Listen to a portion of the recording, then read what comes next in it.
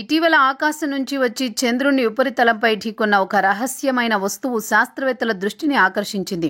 ఈ ఘటన చంద్రుని వాతావరణం లేని ఉపరితలంపై సంభవించింది. ఇక్కడ ఏ వస్తువైనా దహనం కాకుండా పూర్తి వేగంతో ఢీకొంటుంది. శాస్త్రవేత్తలు ఈ వస్తువు అంతరిక్ష శిల లేదా గ్రహ శకలం కావచ్చని భావిస్తున్నారు. అయితే ఈ ఆకస్మిక ఘటన కేవలం శిల మాత్రమేనా లేక అంతరిక్షంలో తిరుగాడే మరో రహస్యమా అనే ప్రశ్నలను లేవనెత్తింది.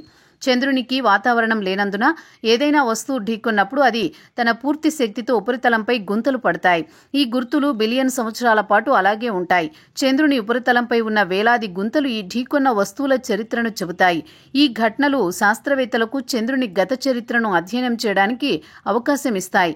తాజా ఢీకొన్న వస్తువు గురించి ఖచ్చితమైన సమాచారం ఇంకా సేకరించాల్సి ఉంది. ఈ వస్తువు సాధారణ అంతరిక్ష శిల కావచ్చని శాస్త్రవేత్తలు అంచనా వేస్తున్నప్పటికీ దాని స్వభావం గురించి ఊహాగానాలు తలెత్తుతున్నాయి.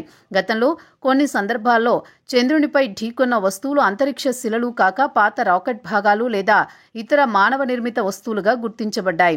2020లో గుర్తించబడిన ఎస్ఓ అనే వస్తువు 1966లో నాసా రాకెట్లో భాగంగా గుర్తించబడింది. తాజా ఘటనలో కూడా వస్తువు స్వభావాన్ని ఖచ్చితంగా నిర్ధారించేందుకు శాస్త్రవేత్తలు మరిన్ని పరిశీలనలు చేస్తున్నారు. ఈ ఘటన చంద్రునిపై ఢీకొనే వస్తువుల అధ్యయనంలో కీలకమైన అంశంగా మారింది.